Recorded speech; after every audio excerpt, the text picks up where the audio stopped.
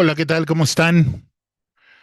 Ya estamos aquí de regreso con un nuevo episodio de su canal Tun de Teclas, donde, pues bueno, en esta ocasión vamos a aprovechar el estreno de una serie en Netflix basada en la obra de Jorge Ibargüengoitia llamada Las Muertas, que la serie, la cual está dirigida por Luis Estrada, este director mexicano que se ha distinguido por hacer en sus últimas seis películas, una crítica descarnada del sistema político mexicano.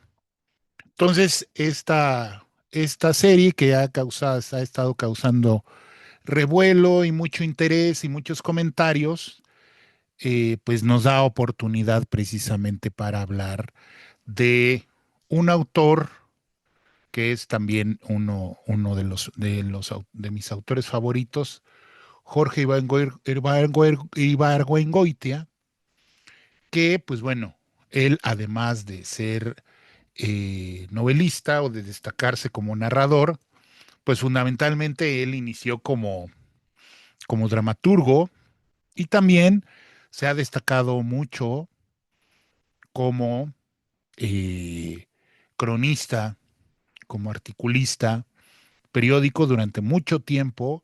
Escribió sobre todo en el periódico Excelsior, durante mucho tiempo fue editorialista del periódico Excelsior, donde hacía artículos y crónicas sobre pues acontecimientos y la vida cotidiana de México. Y entonces, pues toda su obra ha estado marcada por eh, pues lo que muchos le llaman un sentido del humor ácido, una crítica a los comportamientos de la sociedad mexicana. Y bueno, pues a él se le toma pues como el máximo representante del humor en la literatura mexicana, aunque bueno, eso es algo de lo que vamos a platicar aquí en esta ocasión, a propósito precisamente de Las Muertas, que es esta serie de Luis Estrada, que es pues la primera serie que dirige Luis Estrada en televisión. Él básicamente se ha dedicado al cine y es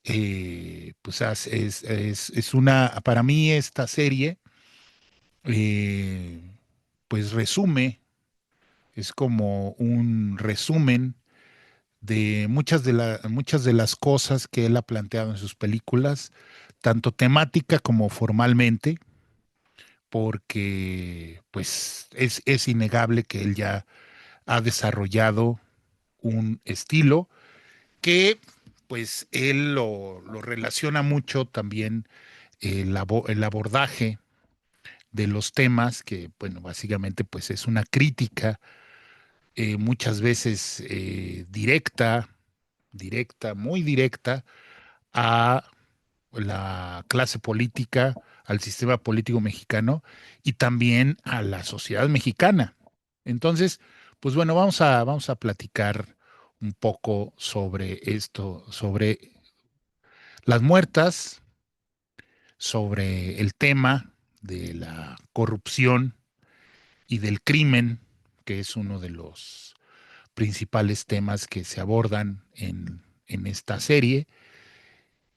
Y vamos a hablar sobre la obra de Jorge Ibargüengoitia. Bueno, pues primero que nada, Las Muertas está basada en una novela de Jorge Ibargüengoitia que él publicó en 1977 y que está basada, es su cuarta novela después de Los Relámpagos de Agosto, Maten al León, Estas ruinas que ves, también publicó Las Muertas, luego Dos Crímenes y la última, que primero se llamó Los Conspiradores y que luego se llamó Los Pasos de López. Aquí tengo esta edición de Los Pasos de López, que es la edición de Océano, ¿sí? Que es creo que sí es la, efectivamente es la primera edición, 12,000 ejemplares, segunda edición, 13,000 ejemplares de Los Pasos de López. Eh, bueno, Las Muertas es una novela que de alguna manera, pues, está basada en hechos reales. Eh, Jorge Ibargüengoitia, en algunas tanto en sus obras de teatro como en sus novelas, pues abordó aspectos, épocas de la historia de México. Por ejemplo, en Los Relámpagos de Agosto, pues él aborda la revolución. En Mátenla de León, pues bueno, ahí aborda la historia de un dictador, de una república bananera, que de alguna manera, pues muchos, pues, emparentan, pues, con esta tendencia, con este grupo de autores latinoamericanos que le han dedicado novelas a los dictadores de América Latina, como Yo, el Supremo, de Roa Bastos, como El Otoño del Patriarca, de García Márquez, como La Fiesta del Chivo, de Mario Vargas Llosa, y Maten al León, pues ahí está también, es uno de sus temas. En Los Pasos de López aborda él, pues, la independencia de México. Los Relámpagos de Agosto es sobre eh, la revolución. También en una de sus obras, esa fue el primer contacto que yo tuve con,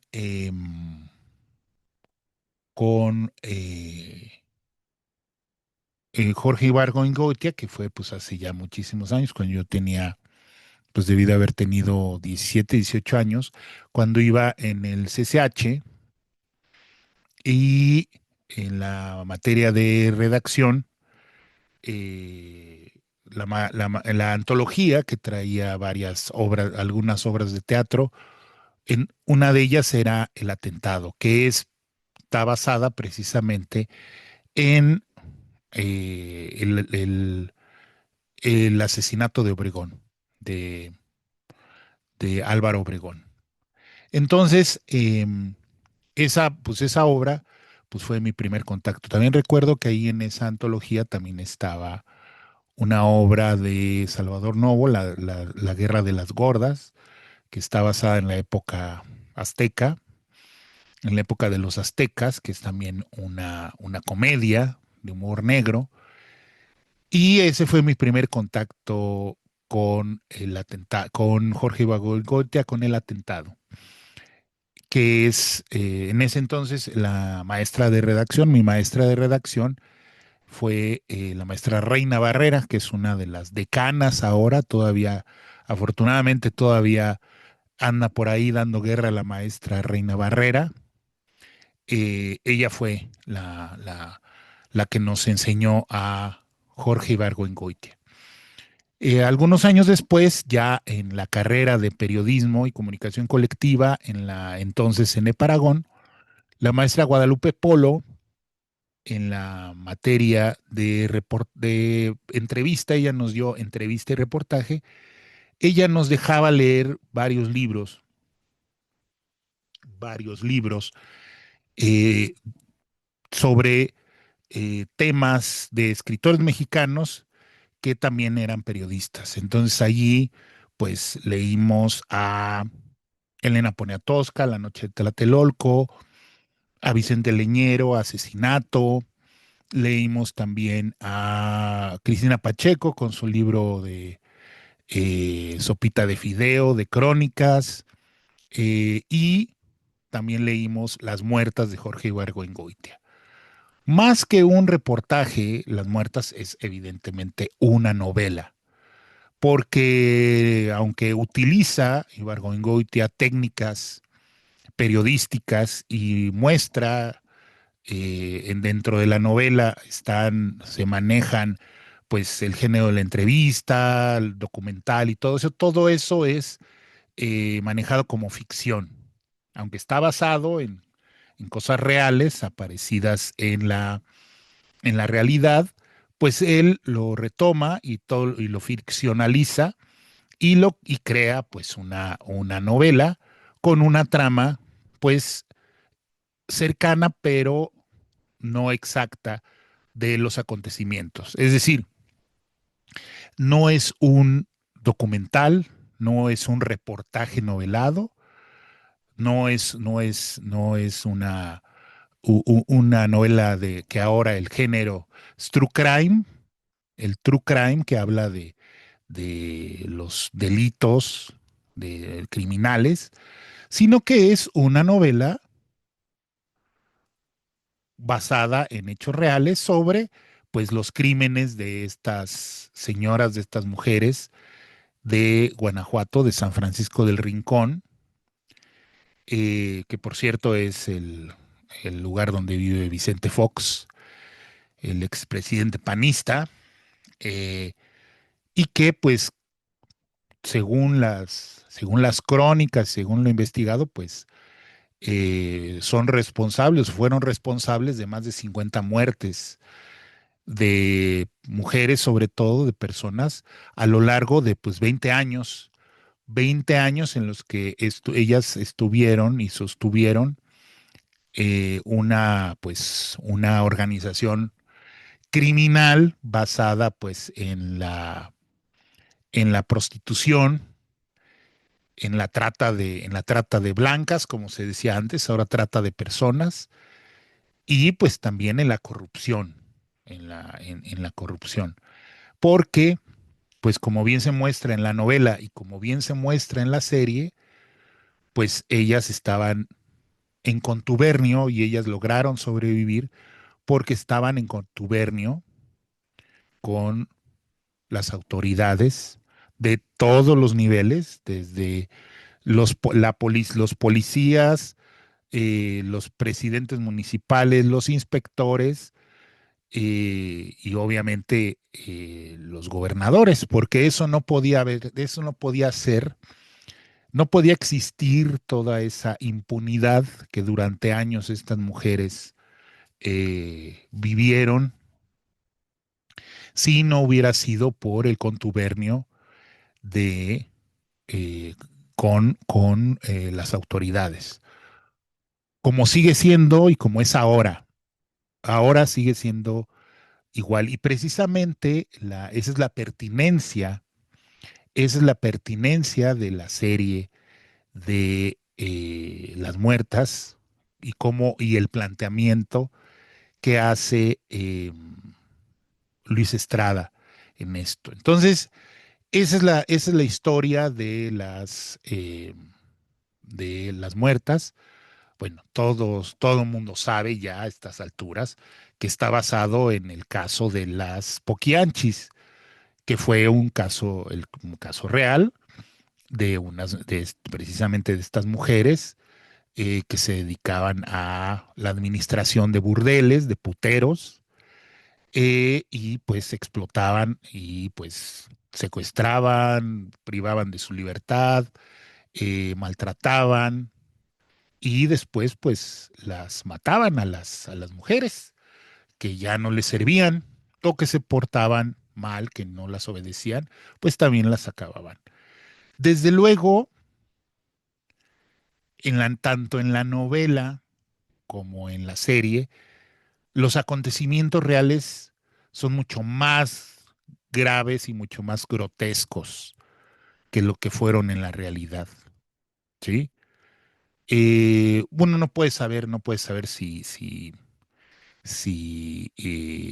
Ibargüengoitia lo suavizó, no quiso entrar a todos los detalles, sino nada más marcar algunos de pues de la crueldad de estas mujeres, porque pues eran, para decirlo con todas sus letras, eran unas hijas de su puta madre, cómo trataban a las personas.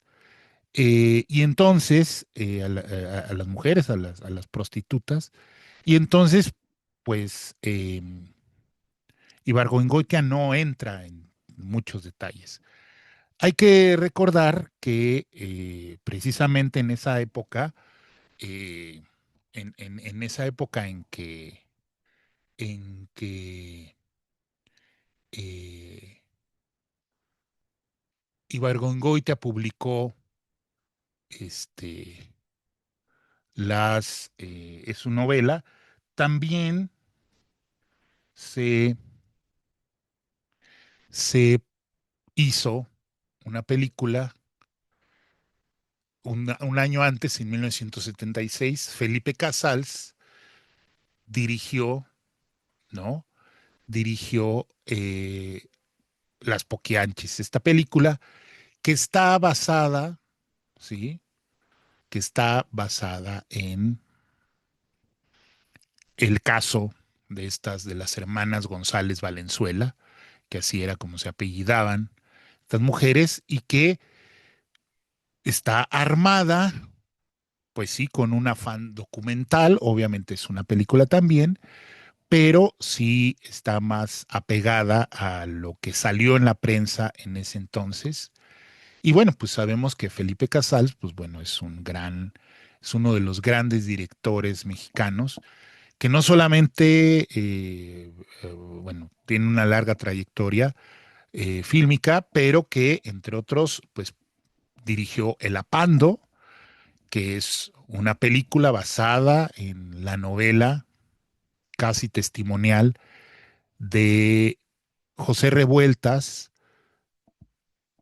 cuando él estuvo en la cárcel de Lecumberri, y también dirigió, y que es una de las grandes películas de denuncia de México, que es Canoa, la película Canoa, que aborda de alguna manera tangencialmente el caso de los trabajadores de la Universidad de Puebla que fueron linchados en el pueblo San Miguel Canoa, en el estado de Puebla, el 14 de septiembre de 1968, que era cuando estaba el, el movimiento estudiantil del 68, que después será aniquilado violentamente por el gobierno de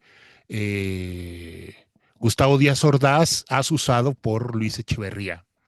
Entonces, bueno, pues Felipe Casals hace eso. Ustedes pueden ver las Poquianchis en internet, allí está disponible en alguna plataforma. Eh, pero, aunque bueno, pues está basado en lo mismo, pero no son el mismo tipo de película.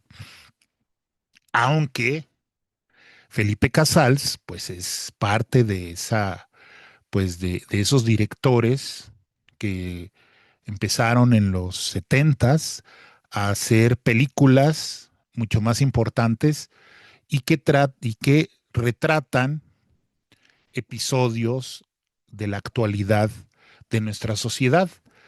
Siempre se le ha calificado a Felipe Casals de que pues o sea, es un director que no tiene cortapisas en mostrar la miseria humana, la miseria social, la miseria moral de los personajes en los que basa sus películas.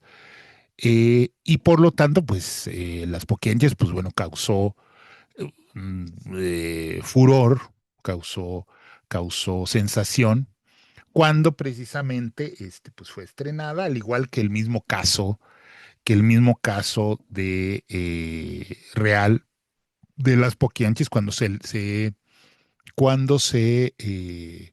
dio a conocer, y que allí en la difusión de ese caso, pues tuvo mucho que ver uno de los medios, uno de los periódicos de nota roja, ¿sí? Nota roja por la sangre, ¿no? O de prensa amarilla, como le llaman, que también, por cierto, pues su color, el color de su logo, pues era amarillo, que fue el periódico Alarma, que fue muy famoso y que se vendía por millones eh, cada semana, creo que salía dos o tres veces a la semana.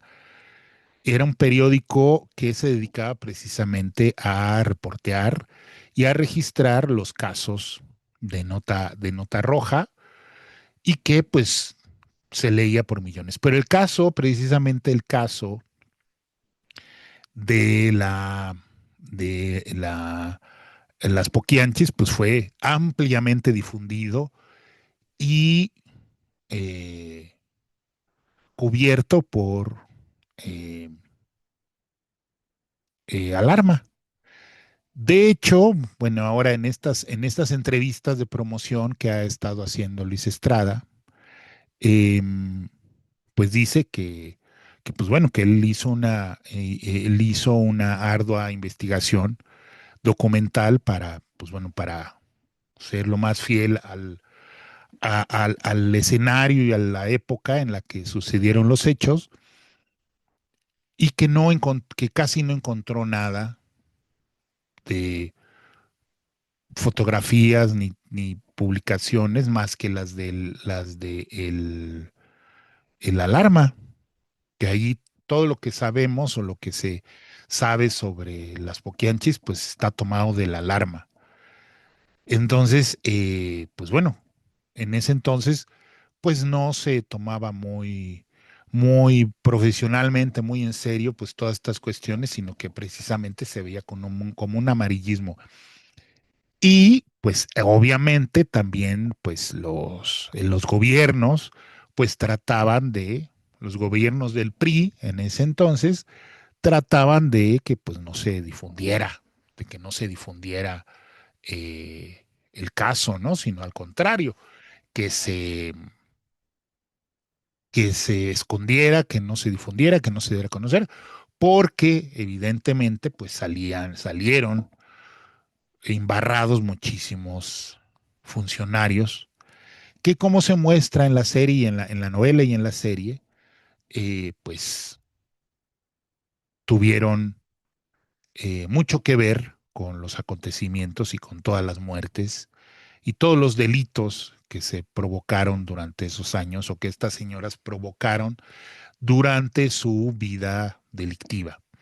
Entonces, la serie, que obviamente, y esa es otra cosa que es necesario declarar porque creo que hay una gran tendencia, sobre todo en las personas más jóvenes, a querer encontrar que las series o las películas de ficción, pues sean más bien clases de historia o reportajes o documentales que reflejen tal cual sucedieron las cosas en la realidad. Y no hay un entendimiento, ¿sí? No hay un entendimiento de que una cosa es la realidad y una cosa son los géneros, eh, vamos a decirlo así, los géneros audiovisuales y periodísticos que registran la realidad, como los reportajes, los documentales, eh, los libros de historia, que registran la realidad. Desde luego, no hay una objetividad absoluta de nada. Nada puede ser totalmente objetivo porque precisamente quienes registran todo eso son personas, son sujetos, por eso es subjetivo y depende del punto de vista y depende de la ideología de cada persona que registra esos hechos, la forma que le va a dar. Entonces, no existe eso que se llama objetividad absoluta, sino que hay diferentes grados de subjetividad. Y sobre todo cuando se trata de una novela que es ficción Y cuando se trata de una serie que no es una serie documental, sino que es una serie de ficción y sobre todo en Netflix, pues obviamente va a haber variación entre lo que verdaderamente sucedió en la realidad registrada y lo que se muestra en la pantalla.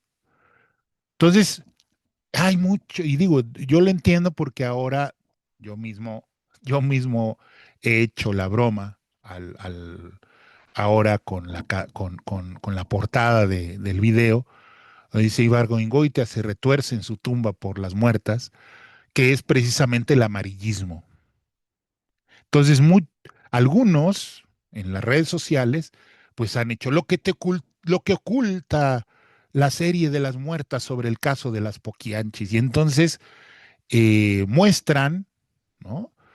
Descubren el hilo negro, como si también pues fuera una conspiración del director y del novelista por esconder la verdad. Y entonces yo te lo voy a contar en mi TikTok, te voy a contar la verdad que te esconde la serie de Netflix. Perdónenme, pero no mamen. O sea, eso ya es jugar con la inteligencia de las personas.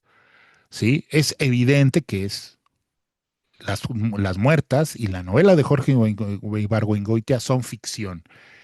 Y como ficción, pues tienen que jugar con los elementos de la ficción, que es contar una historia. Entonces, es necesario, y porque a mí lo que me interesa es precisamente ver cómo o platicar sobre cómo un cineasta serio, con una obra sólida, con un estilo y con una visión muy clara de lo que quiere decir, de lo que quiere comunicar y de lo que quiere transmitir a través de sus películas, como Luis Estrada, le entra al gallo de hacer una serie para Netflix. Entonces, vamos a regresarnos un poquito a su anterior película que fue Que Viva México, que bueno, como sabemos, Luis Estrada, pues bueno, él ya, bueno, no como sabemos, sino como se sabe, ¿no? Pero ahorita si no lo saben, pues bueno, no. Luis Estrada, pues bueno, su primera película fue El Camino Largo a Tijuana, como director, que hizo después de haber hecho unos cuantos cortometrajes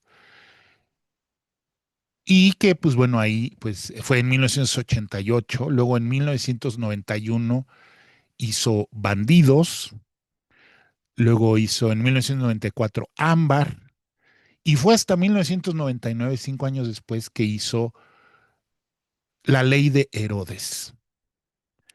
Eh, bueno, hay varias cosas que hay que remarcar de Luis Estrada. Luis Estrada creó una compañía productora con dos eh, eh, grandes representantes de la cinematografía nacional, que fue, que son Alfonso Cuarón y Emanuel Lubezki. Él hizo una empresa, una compañía que se llama Bandidos Films, y con eso él empezó a filmar, ¿no? Luis Estrada, Emanuel Lubezki, Alfonso Cuarón hicieron esta compañía. Aquí lo curioso es que mientras Alfonso Cuarón pues se fue a Estados Unidos, también Emanuel Lubezki también hizo allá carrera. Luis Estrada no se fue a Hollywood. Él se quedó aquí en México picando piedra para hacer las películas que a él le interesaban. Y a él lo que le interesaba era precisamente eh, hablar sobre la realidad política y social de México. Y eso no lo iba a poder hacer en Estados Unidos.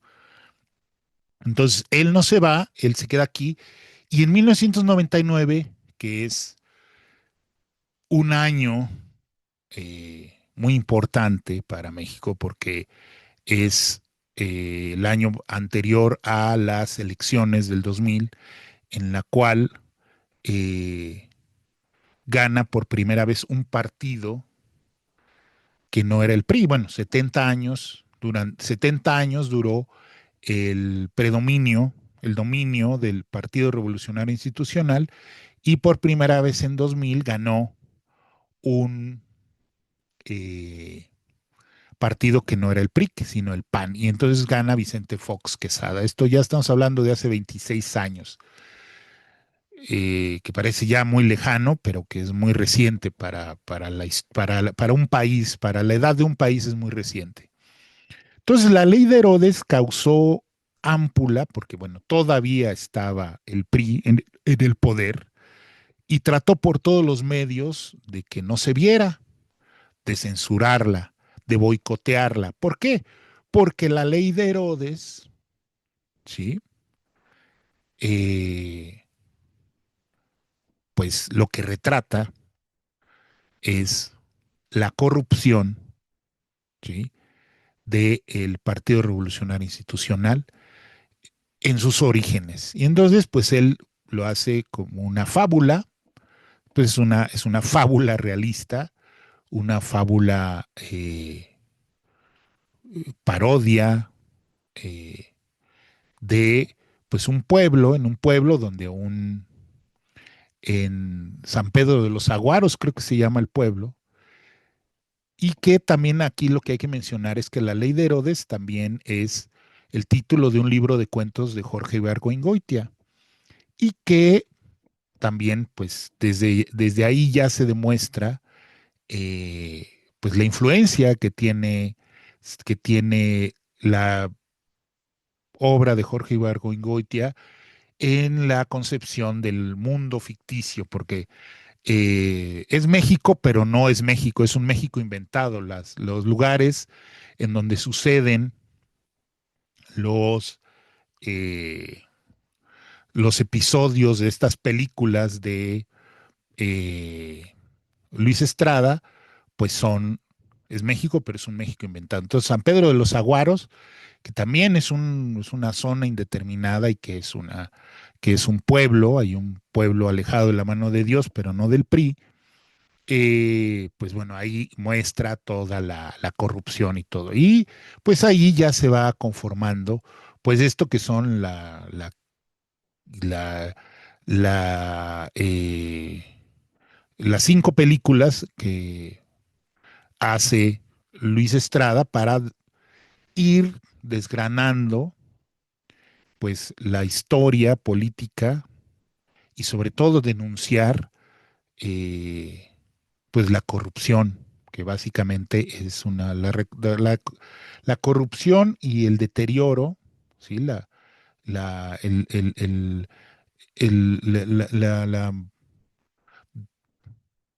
la podredumbre del sistema y de la sociedad mexicana. Entonces, la ley de Herodes es una crítica descarnada en clave de parodia y en clave de humor, pero también muy serio, de la historia del PRI, del inicio del PRI, sobre todo en la época de Miguel Alemán. Ahí está situada. Luego, en 2006, 7 años después, hace Un Mundo Maravilloso, que es precisamente la crítica a el panismo, a estos señores ricachones que llegan y que pues han cambiado, que se supone que han cambiado el país y han desaparecido la pobreza o han desaparecido los pobres. Y entonces en clave de comedia también, de sátira, de repente ya cuando ellos ya han declarado que ya desaparecieron la pobreza, aparece un pobre, que es su eh, actor fetiche, eh, Damián Alcázar, que aparecerá en todas estas cinco, películas que curiosamente no aparece en las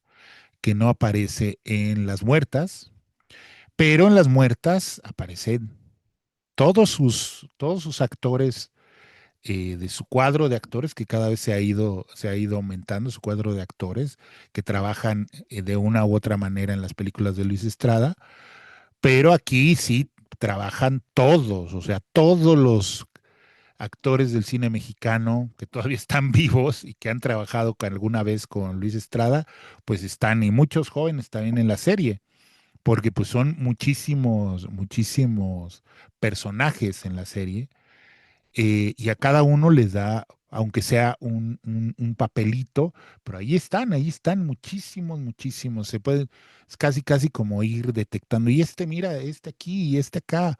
Ahorita vamos a ver cuando lleguemos a, la serie, pero ahorita estamos haciendo un repaso a la filmografía última de, Luis Estrada, que tiene que ver mucho con la serie. Entonces, en un mundo maravilloso que está situado en la época actual, en esa época actual de 2006, que es precisamente el panismo neoliberal que ya ha, eh, desaparecido la pobreza, pues la ha desaparecido porque ahora los pobres viven bajo tierra. Y tiene un final bastante desalentador porque, bastante oscuro y desalentador porque, eh, mientras los ricos se protegen en sus búnkers, protegidos por la policía y por sistemas de seguridad privada, los pobres con los que se van a vengar y a los que van a despojar de sus propiedades, son a la clase media. Así es como termina, de los pobres saliendo de las alcantarillas y llegando a las casas de clase media, y pues, despojándolos de sus pertenencias, de su riqueza. Es bastante oscura, un mundo maravilloso. Después viene, en 2010, viene El Infierno, que es quizá la película más redonda en el sentido de que retrata muy bien, eh, pues, la decadencia de la sociedad mexicana provocada por la infestación del narcotráfico, del crimen organizado y del narcotráfico. Entonces también tiene ahí unas actuaciones soberbias pues bueno, de Damián Alcázar, de este, de este, eh, ¿cómo se llama?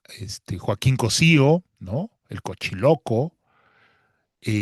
Bueno, es una película muy dura de ver, y fue muy, muy dura, hace 15 años, 2010, porque mostró de manera descarnada la podredumbre y cómo está infestada ya el gobierno y la sociedad mexicana por el narcotráfico. Y también tiene un final muy duro donde el personaje, de Damián Alcázar, pues se venga de quienes son los dueños y líderes del gobierno y del narcotráfico. Luego viene en 2014 La dictadura perfecta, que allí, Luis Estrada pues enfoca sus baterías en la, televisión, sobre todo Televisa, ¿sí? Entonces ahí en 2014, pues bueno, toma muchos elementos ya. Yo creo que obviamente es la más periodística y la más pegada a elementos de la realidad, ¿no? Donde toma elementos de la realidad y los combina para hacer esta cosa de la dictadura perfecta, que si recordamos, pues es la frase que suelta Mario Vargas Llosa en el Encuentro Vuelta en 1990, en pleno salinismo y que le vale pues ser expulsado del país por órdenes de Carlos Salinas de Gortari, ¿no? Que le exige a Octavio Paz pues que lo despida y le dé las gracias y que lo mande de regreso a Perú o a España, donde viviera en ese entonces Mario Vargas Llosa, por decir que México pues es la dictadura perfecta, porque tiene todos los beneficios de una dictadura, pero hacia afuera del mundo, pues como hay elecciones cada 6 años, se acepta cierta disidencia y cierta oposición, pues hacia afuera, pues parece una democracia funcional, pero adentro funciona como una dictadura.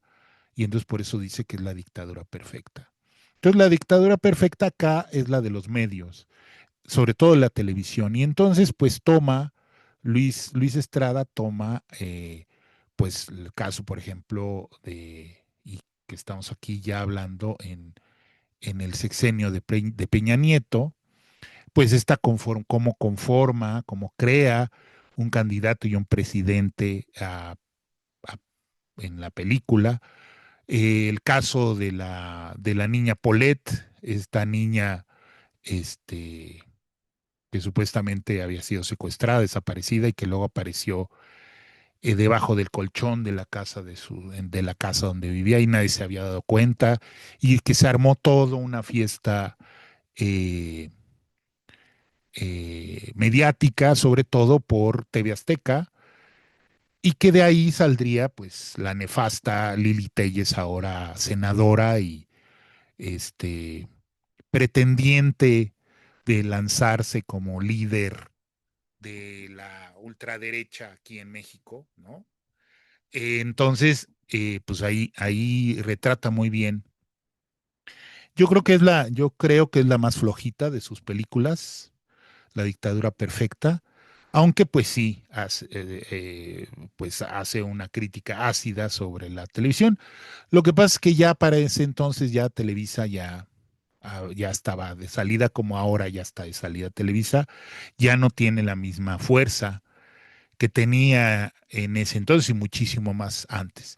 Y luego viene en 2023, que viva México, ya en plena 4T, en pleno gobierno de López Obrador, y como siempre, pues cuando no le afecta a él y cuando critica a sus adversarios, ¿verdad? Que no enemigos, que él decía, a sus adversarios, pues está muy bien, ¿sí? Qué bien, un artista comprometido.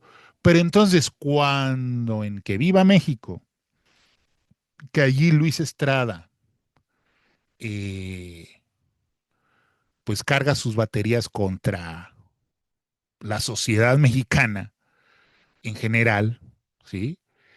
Eh, pues ahí sí ya no le gustó al que fue durante mucho tiempo candidato de oposición y que ahora pues ya están en el poder, pues ya no le gustó porque precisamente de lo que habla Luis Estrada, pues es de que a pesar de que haya habido cambio político, de todos modos está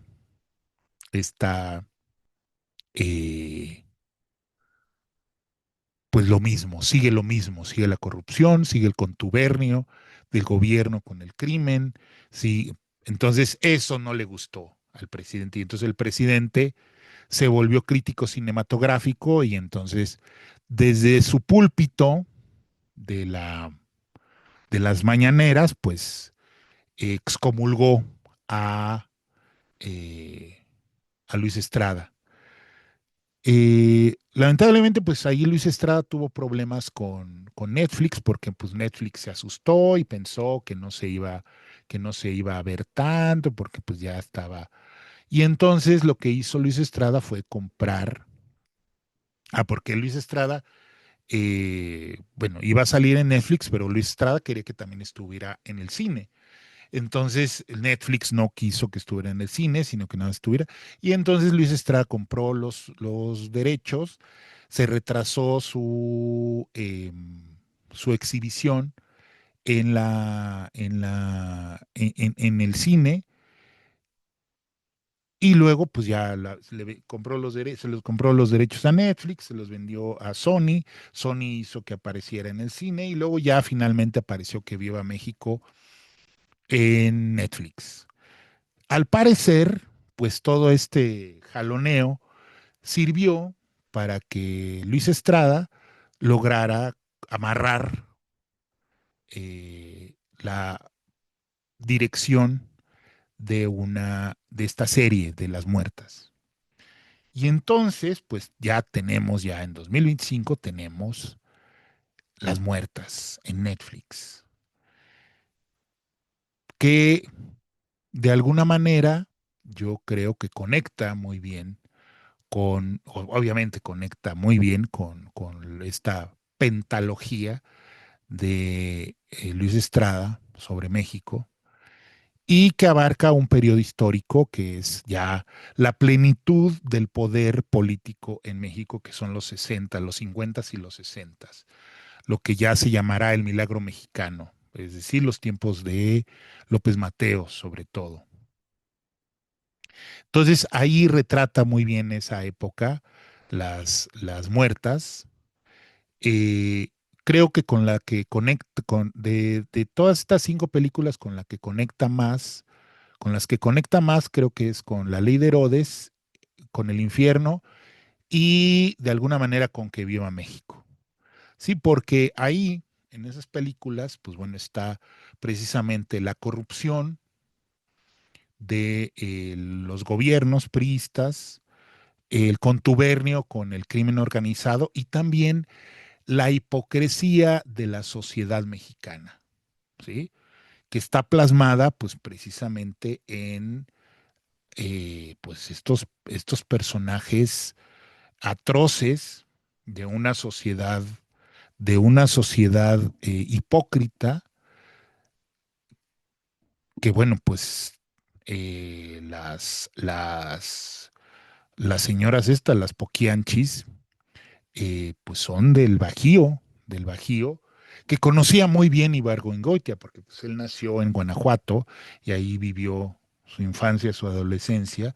Después se vino a la Ciudad de México porque sus tías con las que vivía, querían que él fuera ingeniero para que él recuperara la herencia, porque pues ellas perdieron precisamente por los tejes-manejes de los gobiernos revolucionarios, ellas perdieron su riqueza y querían que él, que el sobrino,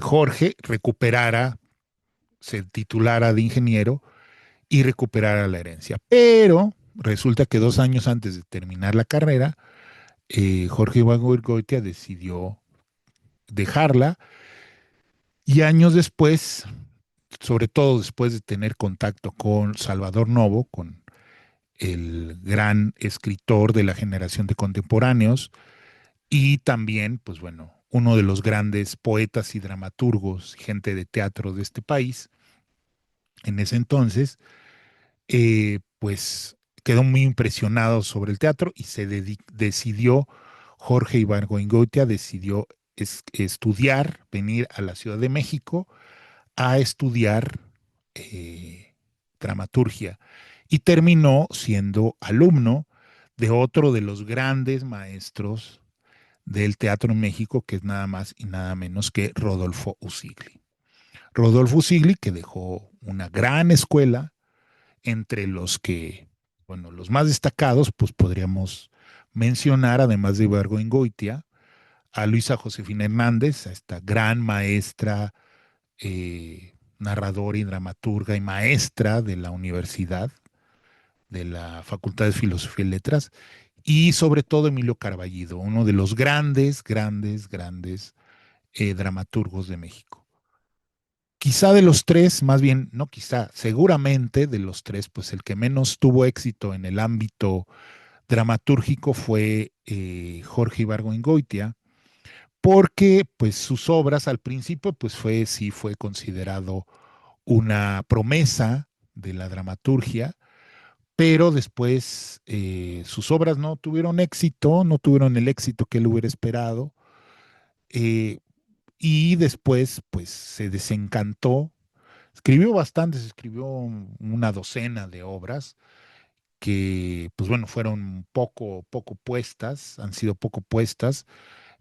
Joaquín Mortiz publicó eh, El Teatro Completo de Jorge Ibargüengoitia, que todavía todavía está en circulación, que es otra de las cosas de Jorge Ibargüengoitia.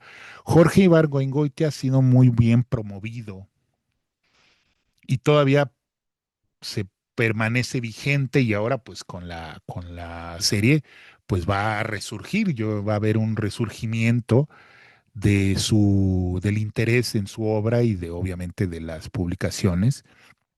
Lamentablemente, no sé por qué razón, en mi biblioteca no tengo las novelas de Jorge Ibargüengoitia en el librero, en el lugar donde deben de estar. No sé qué les hayan pasado, si no recuerdo si están en alguna caja o si alguien las habrá tomado. Bueno, lamentablemente, pues mi hermanito Jorge, que ya no está con nosotros, pues él era el que tomaba sin permiso las obras, los libros, y pues bueno, yo después ya cuando he andado buscando, pues ya no hay libros que yo leí en su momento y que ya no encontré. Pero bueno, pero entonces sí me encontré, y eso es lo que quiero mostrarles, pues prácticamente todos los libros de los artículos y de las crónicas, recopilaciones, la gran mayoría ya publicados después de la muerte de Jorge Ibargüengoitia, que ahorita vamos a hablar de cómo fue su muerte, que entonces él, pues bueno, en vida publicó dos libros con ensayos y crónicas, ¿sí? Viajes en la América Ignota, aquí lo tenemos, miren aquí, a ver, déjenme ver qué edición es, de Joaquín Mortiz,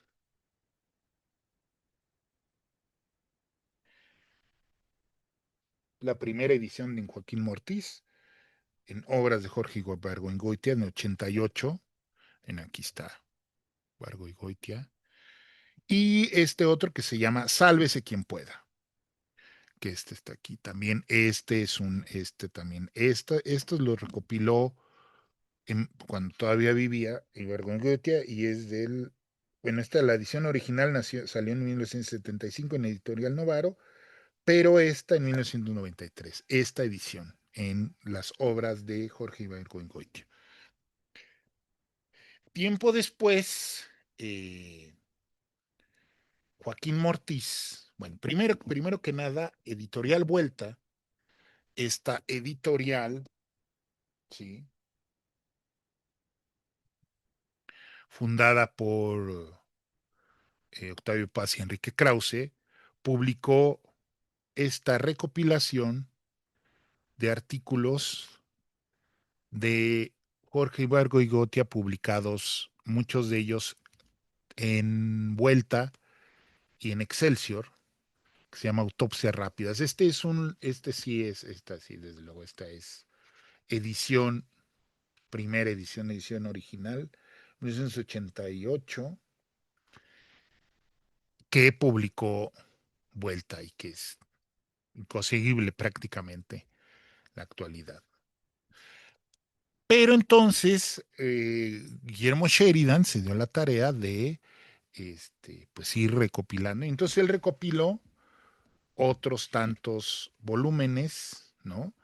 Ibargüengoitia publicó cerca de 600 artículos a lo largo de su vida. Esta en 1987, 90, salió en 90, pero aquí está la fecha en 87, Sheridan, ¿no? Eh, dice, instrucciones para vivir en México, Es el segundo volumen de la serie. El primero apareció, sí, bueno, es el que ya dijimos, 88. Y Instrucciones para vivir en México, que este también es muy, muy bueno, muy famoso.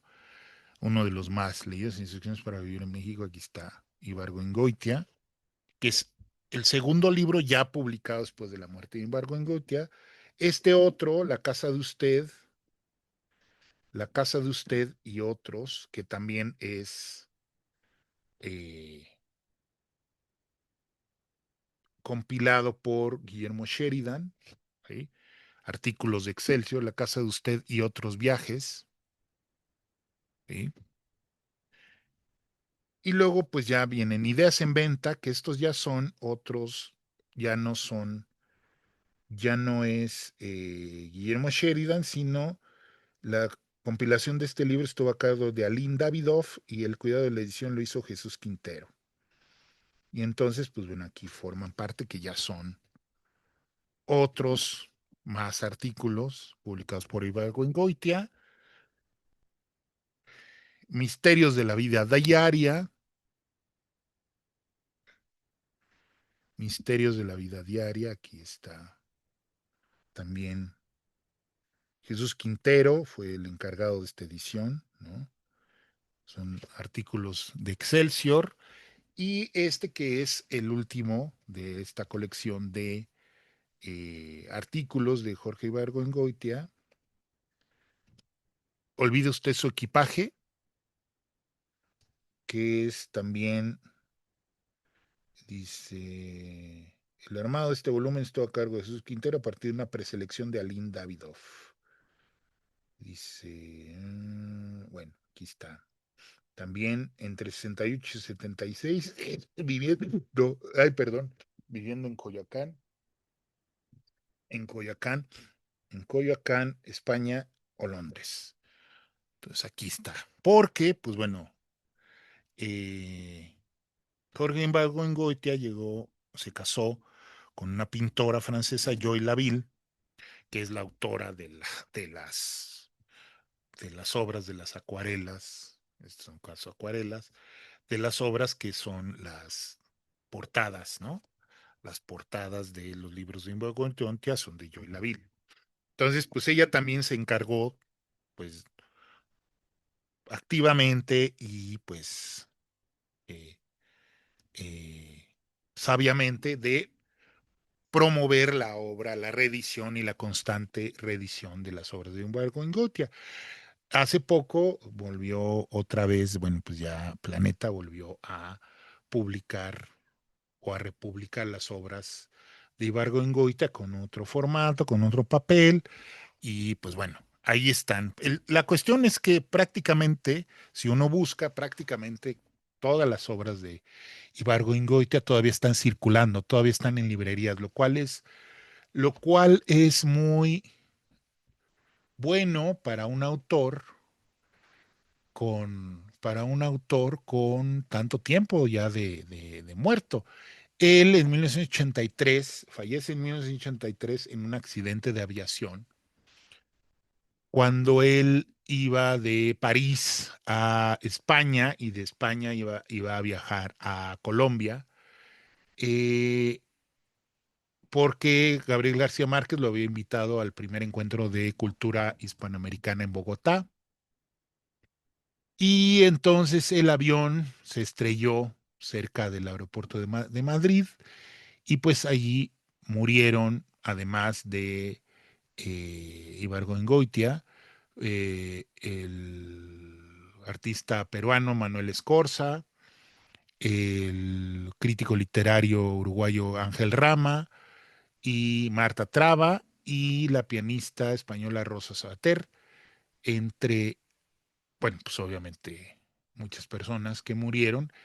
Y la cosa fue que también ahí eh, eh, Ibargüengoitia llevaba el borrador de su última novela que pues lamentablemente pues se consumió con el fuego del accidente y pues no sobrevivió nada, no dejó copia, entonces pues ya no tenemos su pues esa obra que estaba trabajando, en la que estaba trabajando. Entonces, pues bueno, él muere, está enterrado en Guanajuato, ¿no? Allá en Guanajuato. Y pues han salido algunas recopilaciones, sobre todo de sus artículos, como ya digo, de sus crónicas. Hay una por ahí que preparó Juan Villoro, que se publicó en España, pero uno de las cuestiones más interesantes es este pequeño librito, el libro de oro del teatro mexicano, que publicó Ediciones El Milagro con la UAM, que es una eh, compilación, bueno, reúne todos los artículos críticos de Ibargüengoitia sobre teatro, es decir, su crítica teatral, aquí viene su crítica teatral de Ibargüengoitia, que, pues bueno, después de que él se desilusiona del mundo teatral, él decide pues ya dejar de escribir teatro y dedicarse a la narrativa, dado que pues ha empezado a tener éxito, ¿no? Ha empezado a tener éxito con sus novelas, empieza a tener éxito con sus novelas, con Los Relámpagos de Agosto, ¿no? Que gana el premio de la Casa de las Américas en el 64 y que de hecho, pues bueno, uno de los más entusiastas para darle el premio, pues es que fue el jurado en esa ocasión del Premio Casa de las Américas que daba el gobierno de Cuba, que en ese entonces pues era un premio muy prestigioso en Latinoamérica. Italo Calvino pues fue uno de los eh, jurados, ¿no?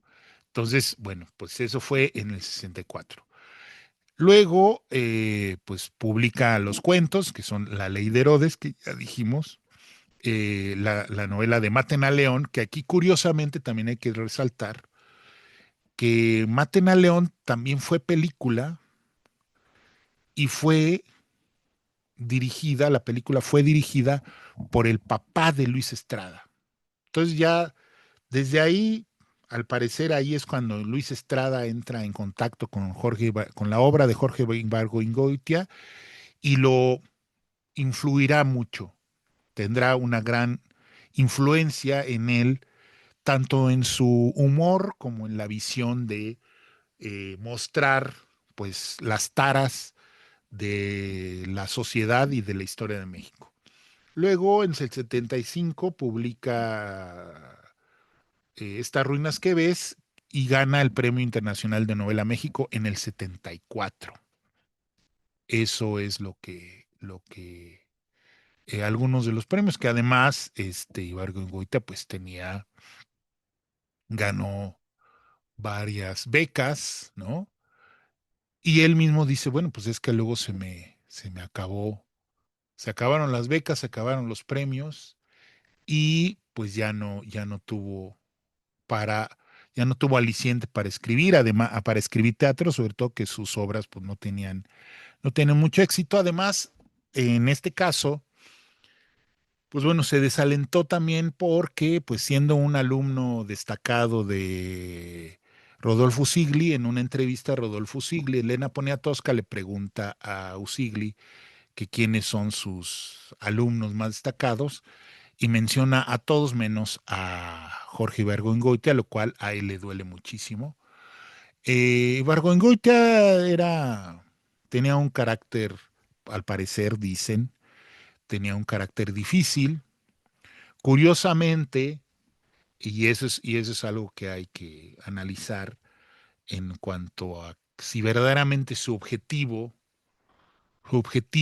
era provocar la risa o dar una visión humorística acerca de las situaciones. Yo creo que no. Yo creo que hay y podríamos llamarle el gran, el gran malentendido Ibargüengoitia, o el gran malentendido de la obra de Ibargüengoitia es que él no escribía para hacer reír, ni para provocar la risa, ni con una intención cómica. Él simple y sencillamente mostraba las cosas como eran, es decir, totalmente absurdas, y la mostraba precisamente con una gran seriedad. Es decir, no las mostraba para provocar la risa ni para provocar, no, simple y sencillamente las mostraba y el lector es el que encuentra absurdas las cuestiones porque son absurdas, pero él no las matiza ni las pone, sino las dice y las escribe con una total seriedad que provoca la risa, ¿sí? Porque precisamente es increíble que sucedan las cosas, muchas de las cosas que cuenta, sobre todo Ibargüengoitia es un gran observador de la vida cotidiana y del absurdo de la vida cotidiana. Entonces, si él además agarra y se ríe de eso, pues obviamente pues le quita el efecto. El efecto se logra, el efecto cómico en la gran mayoría de la obra de Ibargüengoitia se logra precisamente porque las acciones de los personajes son, y las situaciones que narra son absurdas. Entonces dice, por ejemplo, Ibargüengoitia en alguna ocasión dijo, no me halagan cuando me dicen, ay, me reí como una loca o un loco al leer su obra, ¿sí? O sea, él era un escritor serio y riguroso. Entonces, pues a él no le interesaba eso, ¿no? Y eh, Joy Laville dice, bueno, pues ¿qué va a decir ella? Pues si fue su esposa. Dice, disfrutaba enormemente el largo proceso de escribir y reescribir sus libros. Era un hombre fundamentalmente alegre. Sí, yo creo que sí era un hombre alegre, pero tenía un carácter de la chingada. Y era muy sentido. Entonces, pues ese sentimiento que tuvo con Usigli. Y luego, eh, pues bueno, cosas, precisamente eso, quizá eso fue una de las cosas que le faltó tratar. No, sí lo trata. En los cuentos de la ley de Herodes lo trata. Sí lo trata algunos de de esto, del mundo intelectual, de los absurdos del mundo intelectual. Pero se da la casualidad de que él, Jorge Ibargüengoitia, pues bueno, lo invitan a ser crítico, a escribir crítica de teatro en la revista de la Universidad de México. Y entonces, pues a don Jorge le da por hacer una reseña de un par de obras de teatro de don Alfonso Reyes. Don Alfonso Reyes, que como ya vimos, y por cierto, pueden pasar a ver el episodio donde hablamos de don Alfonso Reyes, que en ese entonces pues era el gran mandarín de la literatura mexicana, ¿no? Donde todos iban a la capilla alfonsina, por eso se llama capilla alfonsina, porque todos iban a rendirle pleitesía a don Alfonso, eh, se le ocurre criticar dos obras de don Alfonso. Y las entrega a la revista. Revista en ese entonces es dirigida por, eh, eh, eh, bueno, ahorita García Terrés, Jaime García Terrés. Entonces aquí lo extraño es que, bueno, lo natural hubiera sido que se publicara la reseña y que al siguiente número pues apareciera la réplica. No, al mismo tiempo que aparece la reseña de Ibargüengoitia, junto aparece la réplica escrita por Carlos Monsiváis, ni más ni menos. Y entonces, pues obviamente allí hay algo extraño. Es decir, el director o alguien fue con o fue con el director y dijeron, es que esto va a causar problemas nos va a causar problemas con don Alfonso. Y entonces un poco como para no decirle a Ibargüengoitia, porque seguramente sabían del carácter del carajo que tenía Ibargüengoitia, pues no le dicen no te la podemos publicar y tampoco iban a censurarlo, ¿verdad? Porque pues eso no se acostumbraba, ellos eran autores serios y pues no andaban con esas cosas de la censura, porque pues para eso existía el PRI, para censurar. Entonces ellos no iban a censurar porque ellos eran progresistas de izquierda. Y entonces, pues lo que hacen, pues es, para curarse en salud, le piden o sea, Monsiváis mismo se ofrece a escribir una crítica sobre la crítica de Ibargüengoitia. Entonces aparecen los dos textos. Y obviamente cuando aparece, pues Ibargüengoitia pues entiende el mensaje. Y para la siguiente edición les da oración fúnebre en honor de Jorge Ibargüengoitia, donde pues dice, pues yo ya me di cuenta que aquí no me quieren, yo ya me voy. Y entonces, ¿cómo se llamó? Se llamó la crítica la crítica sobre la obra de Alfonso Reyes, se llamó El Landrú degeneradón de Alfonso Reyes.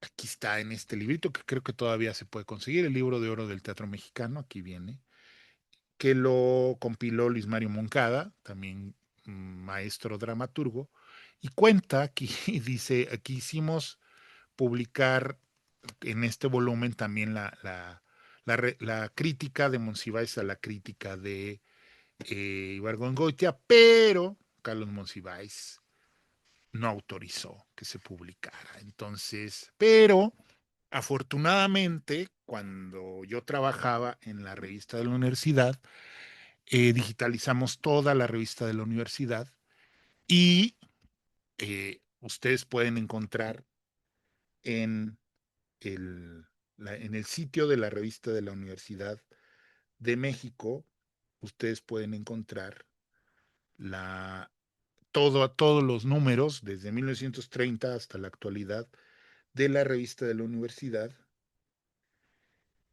y entonces ahí aparece en el número de junio de 1964, ahí lo pueden encontrar, o sea, lo googlean, entran a la página de la revista de la Universidad de México y ahí van a encontrar, digo, desde luego allí van a estar todas las reseñas, todas las críticas de teatro de Jorge Ibargüengoitia, pero también van a encontrar la de Monsiváis. Entonces también ahí pueden encontrarla en la revista de la universidad.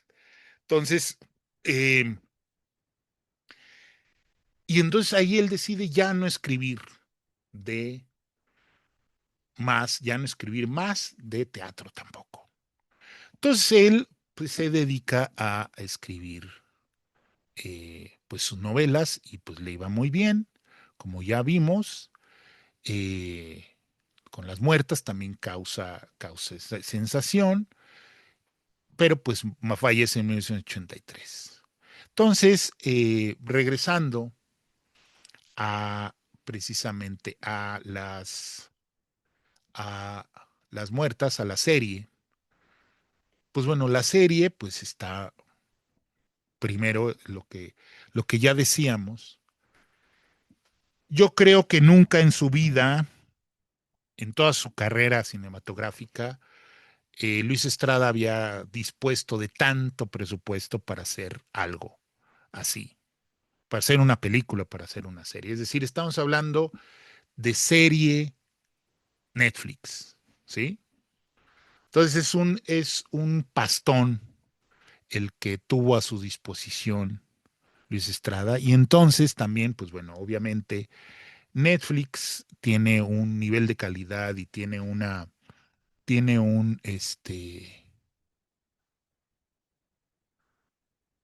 tiene,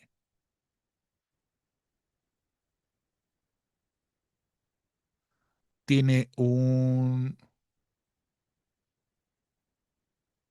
tiene un estándar de calidad que obviamente todo aquel que hace o que dirige o produce una serie de Netflix tiene que cumplir. Entonces, la producción es impecable, ¿no?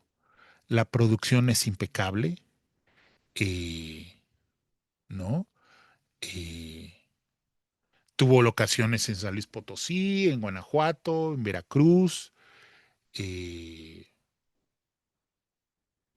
y bueno, también en los estudios Churubusco también fue filmada, ¿no? Fue estrenada el 10 de septiembre apenas con 6 episodios. Y como les decía, está con pequeños papeles, ¿no? Eh, algunos, pues todo mundo, casi todo mundo, de los que puedo, bueno, obviamente, pues bueno, mencionar los actores principales. Paulina Gaitán, Arcelia Ramírez, en un gran papel ya como, bueno, siempre ha sido primera actriz, ha sido actriz principal, pero aquí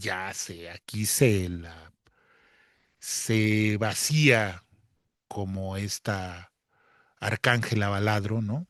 Paulina Gaitán también muy bien en su papel, un papel muy maduro también ya. Joaquín Cosío, pues haciéndola de Joaquín Cosío, ¿no? Joaquín Cosío es como Richard Gere, ¿no? Richard Gere en su gustado papel de Richard Gere. Entonces Joaquín Cosío haciéndola del cochiloco, pero ahora de militar. Un gran papel que hace es Mauricio Isaac, este actor, que la hace de la calavera, que es, vamos a decirlo así, el ama de llaves, la gente de confianza de las madrotas, de estas mujeres, pero que es hombre. Yo al principio, pues, yo dije, ¿quién es esa actriz, no? Y pues bueno, ya después cuando vi, pues es Mauricio Isaac, un actor también que ha salido en varias películas y que hace el papel de la calavera. Eso para mí es un acierto en el sentido de que es una actuación sobria, es una actuación, o sea, no jotea, es una actuación sobria, pero sobre todo una actuación llena de matices, porque esta calavera al mismo tiempo está en un, en una encrucijada, porque al mismo tiempo ella cuida a las muchachas, ella las ve como sus pupilas y las cuida, que estén bien, se preocupa por ellas. Todo el mundo la quiere porque a todo el mundo trata bien. Y ella, al mismo tiempo, pues ella está agradecida con las señoras estas porque pues le han ayudado y ha estado allí. Ella al parecer también era prostituta, pero pues ya luego ya envejeció y se dedicó a eso. Y las defiende, o sea, habla bien de ellas. Es la única que habla bien de las Baladro. Entonces, ahí ese papel, pues le da un matiz muy interesante a este personaje de la calavera, interpretado por un actor. Que eso es lo que debe ser la actuación. O sea, la actuación no es de que, es que, ¿por qué pusieron un actor para hacer? Es actor y entonces su papel es hacer el papel de una mujer. Y no se destaca, no se menciona, no se hace evidente, al contrario, uno se queda siempre con la duda, hasta que no sabes que es Mauricio Isaac, te quedas con la duda de ¿esta señora es hombre o es mujer? Tiene una voz y tiene unas tiene unas manos muy varoniles, pero siempre se desenvuelve como lo que es una mujer, el personaje. Luego está Alfonso Herrera, este nuevo actor fetiche de Luis Estrada desde hace 3 películas, desde La Dictadura Perfecta, que sale como Simón Corona, como este amante de una de las Baladro, que es una especie y así es como lo pinta exactamente tanto eh, Ibargüengoitia como Luis Estrada, es una especie de Pedro Infante, que es el que desata, bueno, en la serie, desata, pues, el, el- el- el que las Baladro, el, el, el que empieza la investigación por las muertas de las Baladro, ¿no? Entonces, esa ahí es ahí hay en los primeros capítulos, luego se retoma en los últimos, esta relación de Serafina Baladro con Simón Corona, ¿no? Entonces ahí está. Luego está, por ejemplo, otros actores, ¿no? Que tienen papel, Leticia Guijara, como otra de las hermanas Baladro, pero que es la hermana persinada. Salvador Sánchez, ¿no? Que es sale como el juez, como el juez el que lleva el juicio. Pero curiosamente, en la película de Felipe Casal sale como el reportero de Alarma. Y en esta serie, como reportero de Alarma, aparece eh, eh, ay Dios, se me va, Tenoch Huerta, aparece como el reportero ya en el último capítulo, ¿no? Eh, Rodrigo Murray, Enoc Leaño, Juan Carlos Vives, digo, de los que estoy viendo aquí del casting, ¿no? Es Paolo Magulrich, pues un montón de actores, Sudarda Gurrola, ¿no? La hija de Juan José Gurrola, que aparecen ahí, pues bueno, José Carlos Rodríguez, o sea, un montón de actores, ¿no? Raúl Méndez, Jimena Romo, Jorge Zárate, ¿no? O sea, Jorge Zárate, o sea, un montón de actores, ¿no? Y otros que no están ahí puestos, pero que aparecen con papelitos ahí. Al principio nada más sale un ratito de policía Tony Dalton, que también ha salido en otras películas de Luis Estrada. Es decir, esto se logra, pues precisamente porque hay presupuesto y porque es su gusto de Luis Estrada. Entonces, eso es por una parte. Entonces, la parte, pues bueno, se nota que hay un estándar de calidad que tiene que cubrir, que es también, pero que al mismo tiempo, Luis Estrada conserva su estilo. Y no nada más es su estilo de este filtro amarillo y estas locaciones que no son en todas, porque hay películas donde hay otra paleta de colores y otras cosas, pero sobre todo en La Ley de Herodes, en el, en,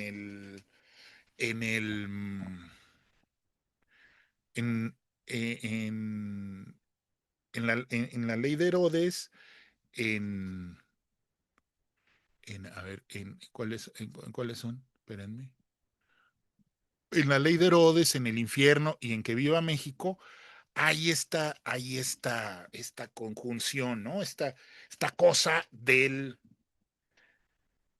México, del pueblo abandonado México, de México, todo terregoso, todo como un páramo, ¿no? Como un páramo realmente ahí, eh, sin vegetación, es decir, un México desolado.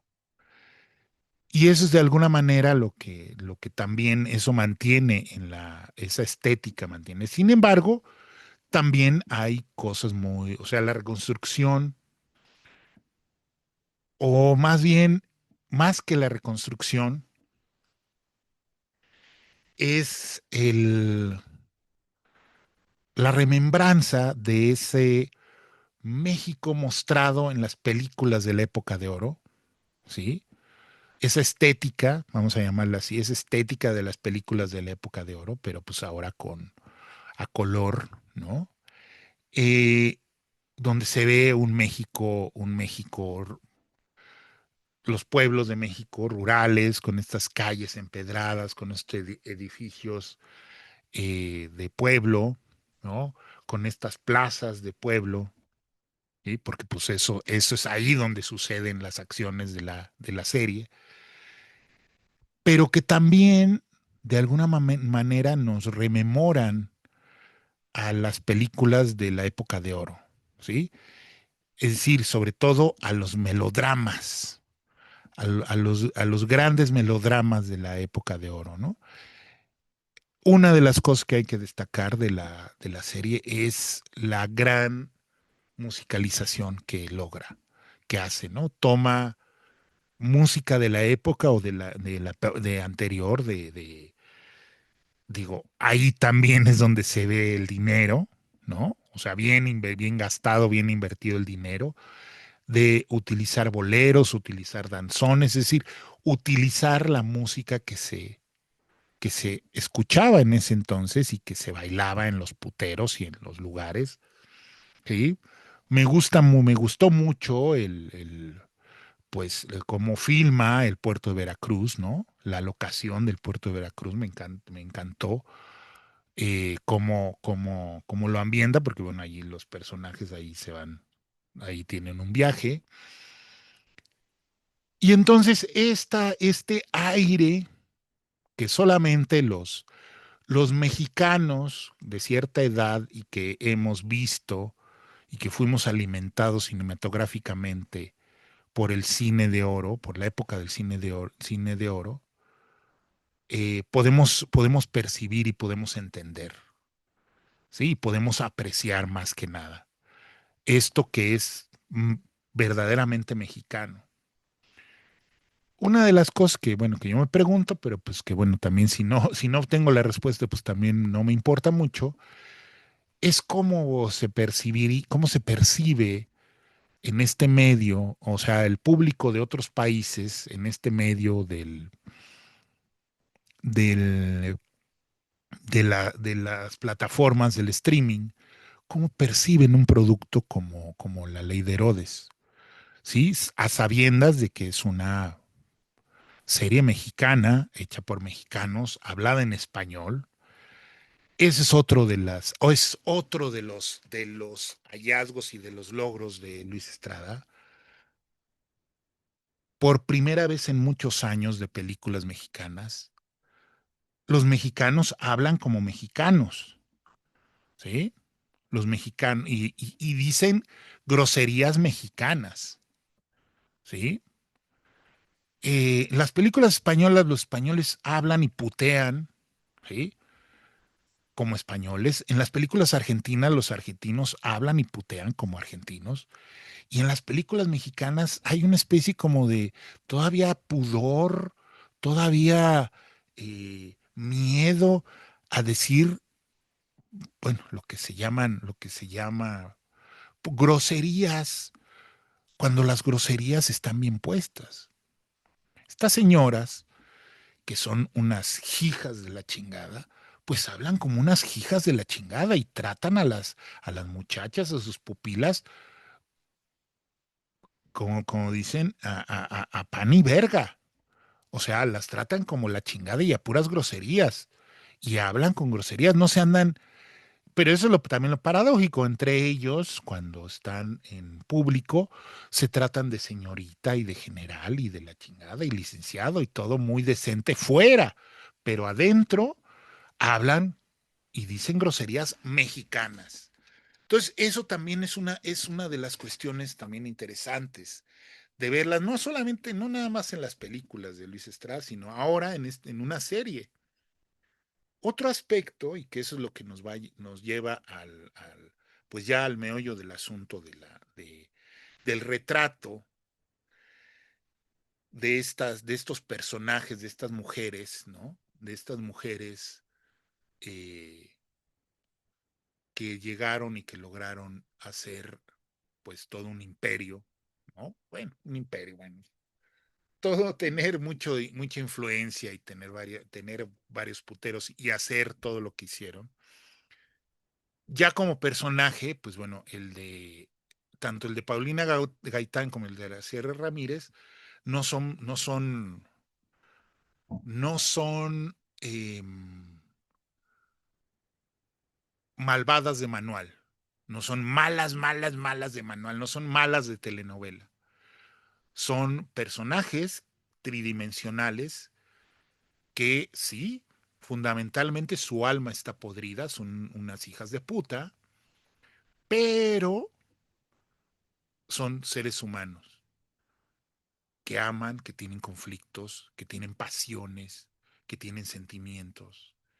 Entonces, una de las partes, bueno, primero Paulina Gaitán, que es, pues el personaje de Paulina Gaitán es una mujer cachonda, cogelona, ¿sí? Que siempre anda en busca de su macho y que, bueno, primero pues con Simón Corona y luego con el general, ¿cómo se llama? Joaquín Cosío, como el capitán Bedoya, eh, pues se la pasa cogiendo. Creo que es la primera vez que en una serie de Netflix veo tantas tetas y veo tantas coitos, tantos coitos no escondidos, sino reales, frontales. Eh, bueno, los de Paulina Gaután pues son casi son varios por capítulo y también, bueno, de otras. Digo, no se podía esperar menos de una serie que habla de putas, donde que se desarrolla en un putero. O sea, sería ilógico que no salieran cogiendo y que no hubiera esta cuestión de ver, pero creo que nunca se había visto. Y creo que ese es un gran logro de Luis Estrada, en el sentido de que pues no es nada más porque sí, es porque tiene que ver con el mismo, pero también tiene que ver con el mismo personaje y la misma naturaleza de los personajes y del conflicto y de la situación en la que están los personajes. Por su parte, ahorita regreso al personaje de Paulina Galtán. Por su parte, el de Arcelia Ramírez, que es la mayor y es la matrona más cabrona, que tiene su debilidad que es su hijo. Su hijo, que es un pobre pendejo, que termina pues siendo asesinado y que ella sufre muchísimo porque ella pues quiere que su hijo sea un hombre de bien, lo manda a estudiar, quiere que sea médico, pero el hijo se entromete en cuestiones del narco y pues terminan matándolo por una pendejada, por cuestiones de faldas lo terminan matando. Y pues ella sufre muchísimo. Ahí se luce Arcelia Ramírez con este desgarramiento cuando muere su hijo. Este, eh, pero entonces aquí hay una cuestión muy interesante, em, que es ya ir reflexionando sobre la situación de cómo es posible que estas mujeres hayan llegado a tales grados de pues, pues de descomposición social, ¿no? De crueldad para con las personas donde les vale madre la vida de las demás personas. Y sin embargo, pues las vemos en las fotografías con su chal, con su rebozo, cubriéndose como unas viejecitas que van a la iglesia. Y que sí, también iban a la iglesia, hacían obras pías y daban dinero a la iglesia, pero también daban porque pues les daba miedo la perdición de su alma. Pero bueno, aquí la cuestión, lo interesante es cómo, o sea, un ambiente cargado, o sea, el prostíbulo es un ambiente cargado, obviamente, de sexo, de eros, ¿sí?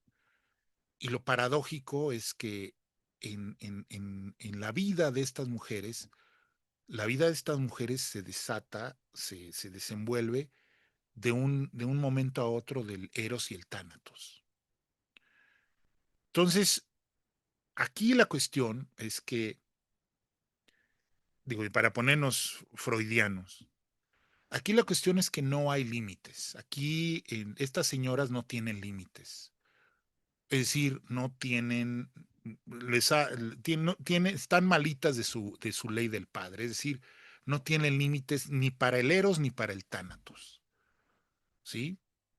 Decía Freud en El malestar en la cultura que, bueno, pues si hemos llegado a algo, a formar sociedad y a trascender a los demás animales es porque hemos reprimido nuestros instintos.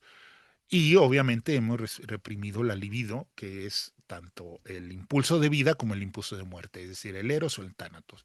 Entonces, el impulso de vida, pues es coger, es el sexo, y se manifiesta a través del sexo, y el impulso de muerte, pues a través de el deseo de matar, matar o matarse.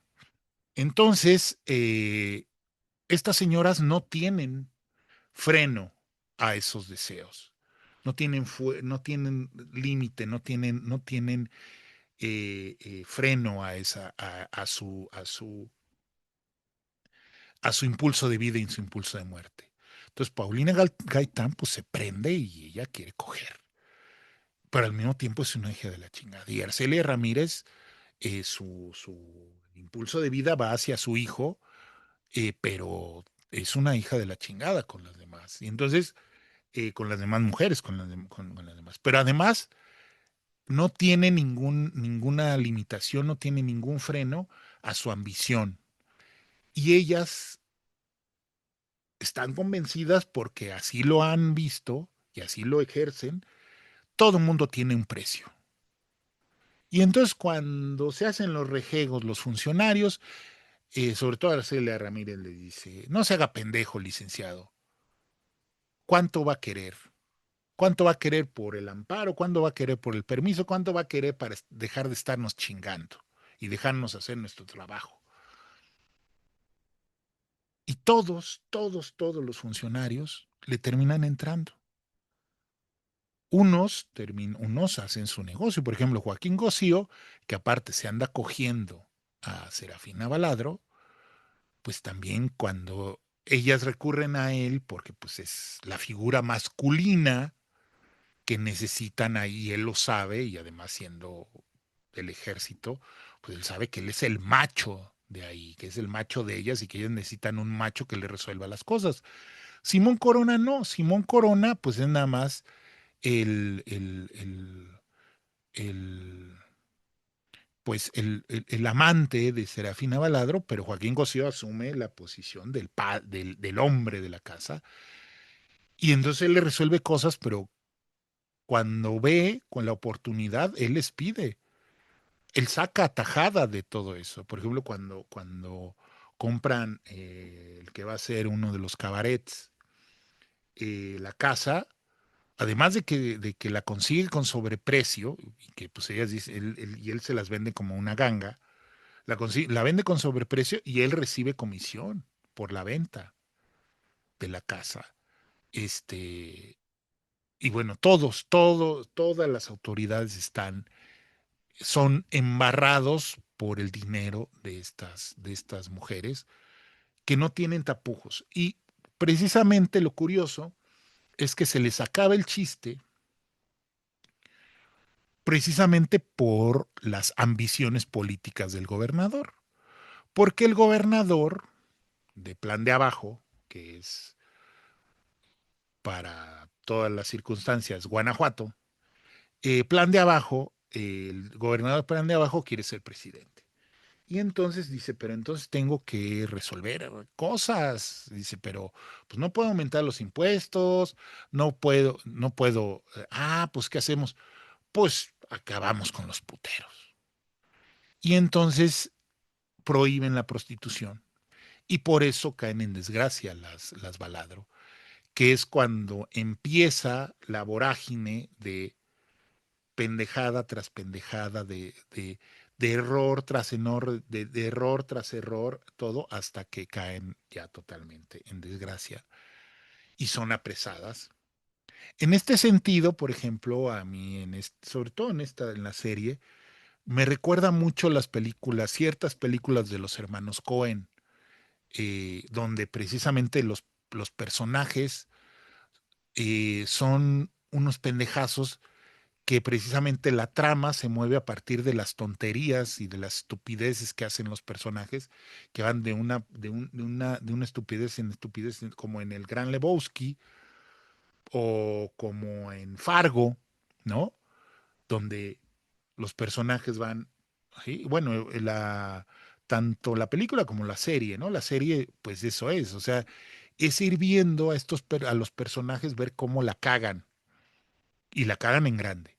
Y estas señoras, su propia soberbia, pero también su propia falta de límites, es la que las lleva a la perdición y a que les caigan, ¿no?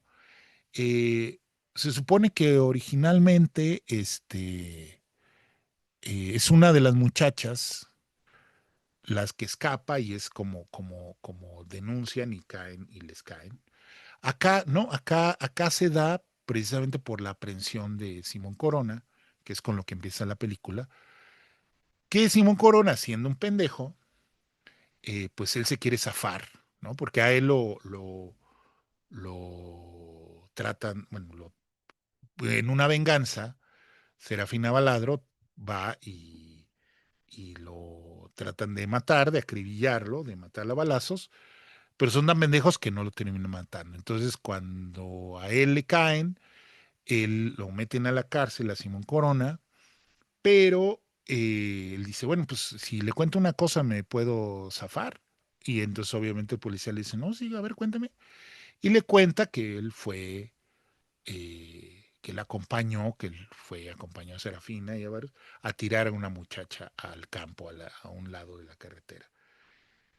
Y eso es lo que lleva a que vayan a investigar y estén investigando sobre eso. Y luego, pues precisamente cuando tratan de aprender a Serafina Baladro por el intento de asesinato de Simón Corona, ellas logran, la policía siempre avisa antes para que se logren escapar, pero les piden dinero. A todos así le hacen, les piden dinero, le dicen, mira, te van a agarrar, tengo una orden de aprehensión, pero te voy a dar 24 horas para que te vayas. Pero eso te va a costar. Y entonces la gente les da y ellos se agarran y se van. En este caso, Serafina Baladro se va, pero eh, al jefe de la policía le entra una premonición y va y encuentra los cadáveres, tanto en la casa como en la... Entonces ya se juntan, entonces esa es la forma en cómo les caen. Es decir, si no hubiera sucedido eso, ellas se hubieran seguido por los siglos de los siglos haciendo sus tranzas y haciendo y viviendo de la prostitución y de todo eso. ¿Por qué es pertinente esta serie ahora? Por qué ahora? ¿Qué es lo que nos dice del, del México? Que eso es lo que le interesa a Luis Estrada, hablar de México, ¿no? De alguna manera denunciar la situación que sigue, que a pesar de los cambios de colores y cambios no puedo decir cambios de personas porque son exactamente los mismos, o básicamente los mismos, nada más que antes eran del PRI y ahora ya se fueron a Morena, y ahora pues esos son pocos los que no nacieron en el PRI y que tienen esa sangre y esa impronta de cómo se trata y cómo se hacen las cosas en el PRI, a la priista, vamos a decirlo así. Digo, no hay que olvidar que López Obrador nació en el PRI. Claudia Sheinbaum no nació en el PRI. Sin embargo, ella ha tenido que aprender a convivir y a congeniar con esos del PRI, que ahora están en Morena, como Monreal y como, bueno, pero no es el punto. El punto es, ¿qué nos dice esta serie a nosotros como mexicanos? Digo, ya me pregunté, bueno, cómo nos verán cómo la verán los japoneses, cómo la verán los coreanos, cómo la verán, bueno, los franceses ya sabemos cómo ven a los mexicanos, pero ¿cómo la verán los de otros países? ¿Qué dirán? Eso es interesante, ahora se puede ver. Pero bueno, igual lo ven y no les causa nada. Pero cómo la vemos? ¿Qué es lo que nos dice a los mexicanos? Bueno, primero que nada es un retrato, es una radiografía de la corrupción, de cómo se maneja la corrupción en México. Desde la policía, el presidente municipal, hasta los empresarios y el nivel presidencial. Así es como se maneja la corrupción. Así es como se maneja. Así es como son los, lo- los líderes del crimen organizado. Es decir, son personas que ya han trascendido los límites del bien y del mal, vamos a decirlo así, y que no tienen limitaciones porque saben que todo se arregla con dinero. ¿Sí?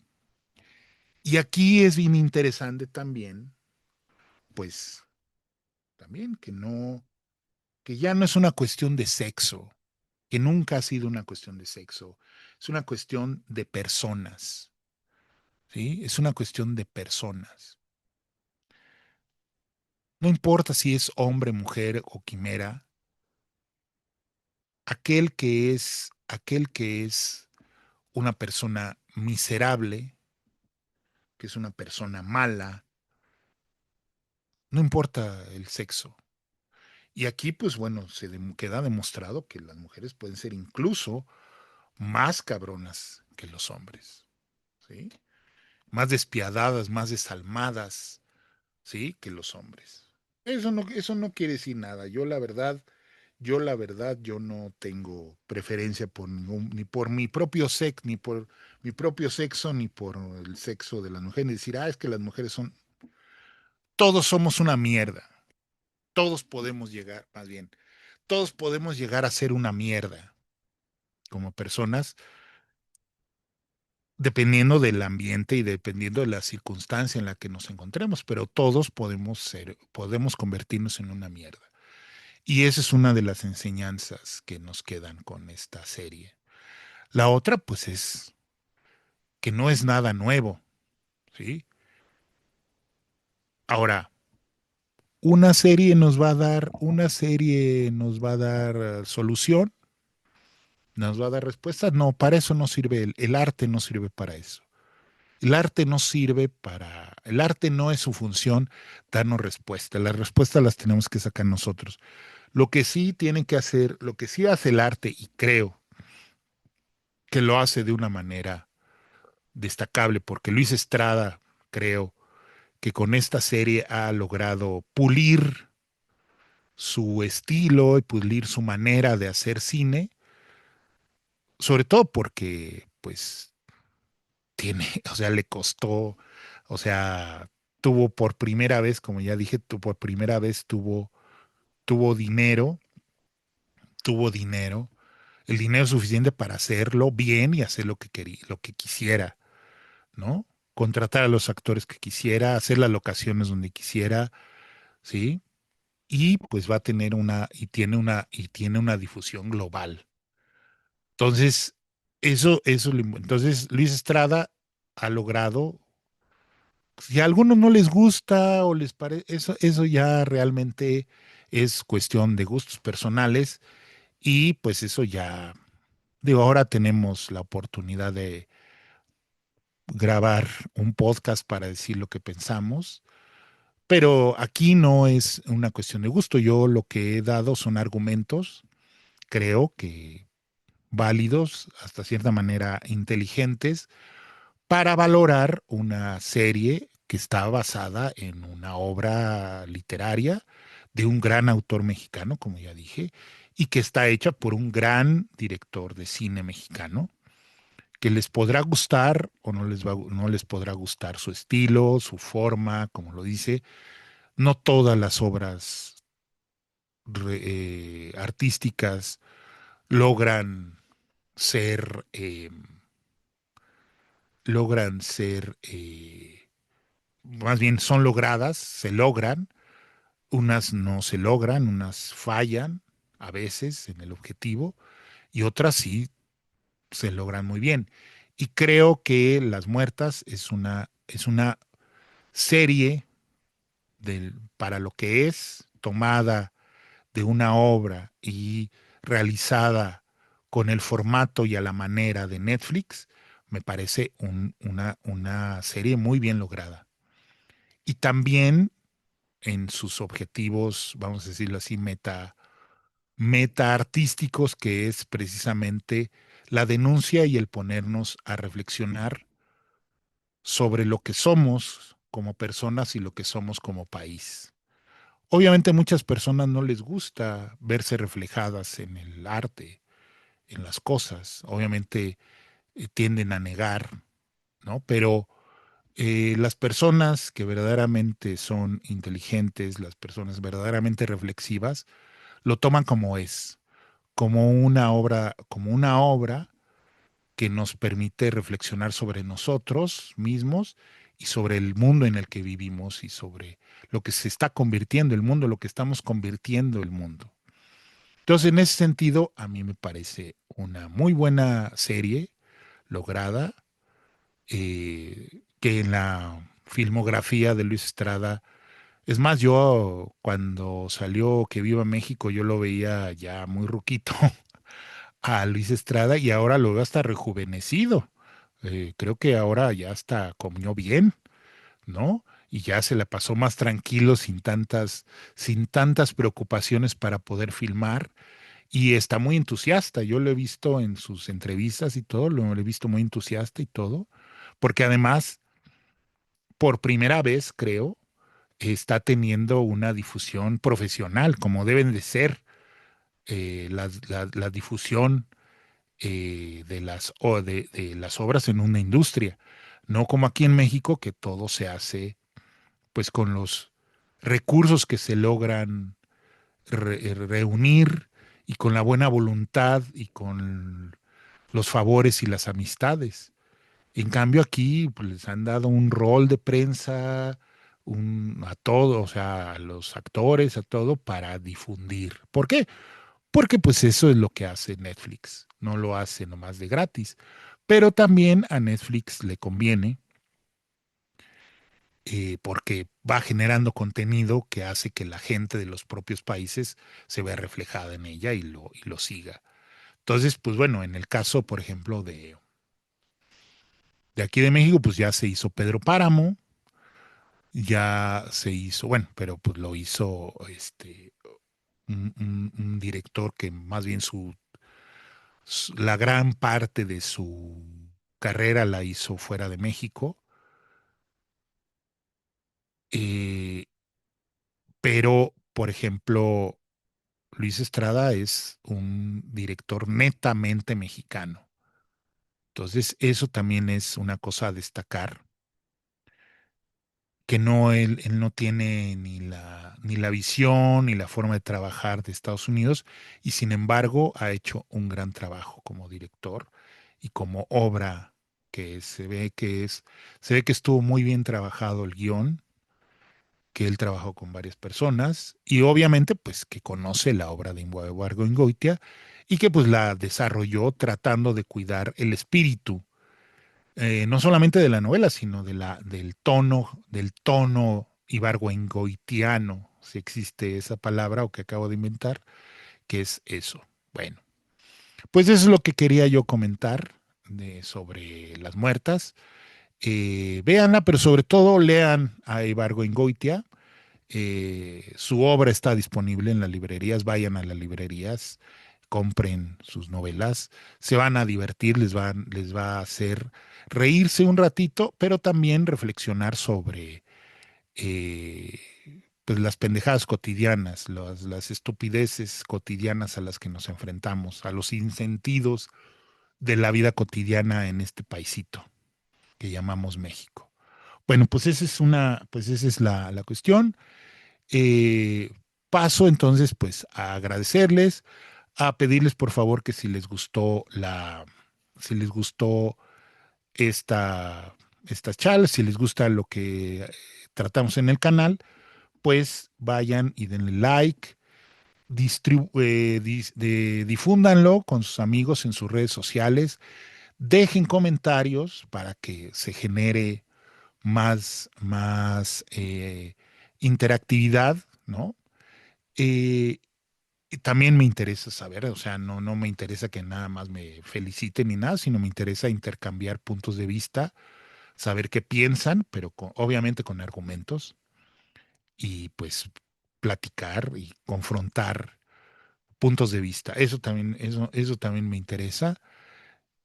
Y pues bueno, que me sigan en mis redes sociales, que si quieren, pues me contribuyan a este canal con algo de Patreon, se suscriban al Patreon y pues aporten algo para seguir manteniendo este esfuerzo, este trabajo más bien, es trabajo que yo lo hago porque me gusta y porque me interesa contribuir a la difusión de la cultura, de la literatura, del cine, del buen cine y pues a hablar sobre temas interesantes. Entonces, eso es. Por otra parte, pues bueno, les comento que bueno, afortunadamente ya iniciamos el nuevo ciclo de los talleres de poesía, narrativa y creación literaria. Estamos ya de lleno, afortunadamente, con alumnos.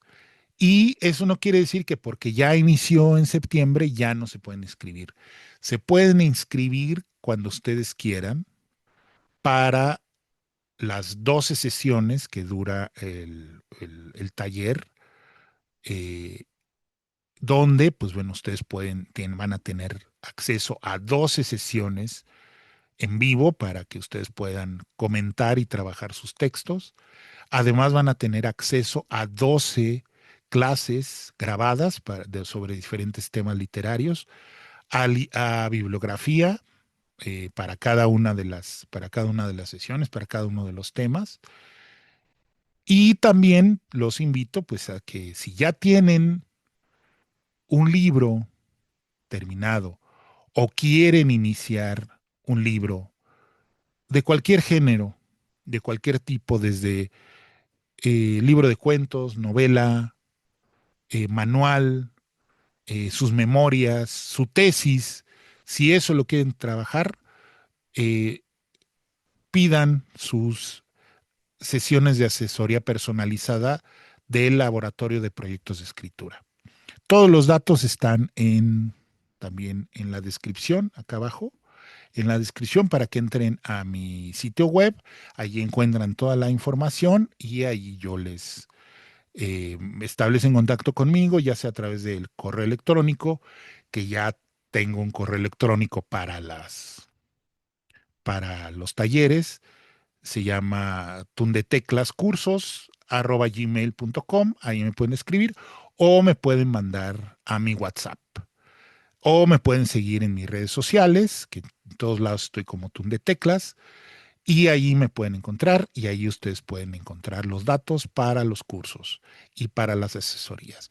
Y pues ya, para terminar, pues bueno, les recuerdo que pueden conseguir mi libro de cuentos, Antología del Indecible, que todavía está en librerías, en Gandhi, en el sótano, en el Fondo de Cultura Económica, en las librerías Educal, en Puebla, en Profética, también está allá y pues está mi libro de cuentos y también todavía pueden conseguir, adiós, está, pueden conseguir la tertulia Ensayo sobre literatura mexicana que todavía está en Amazon, en el Péndulo creo y en Gandhi. Ahí ustedes pueden entrar y pueden conseguirlo, libro de ensayos de Stun de Teclas. Y pues bueno, pues sin más, como dicen, sin nada más que agregar, pues me despido, les agradezco muchísimo a todos su paciencia y nos vemos a la próxima.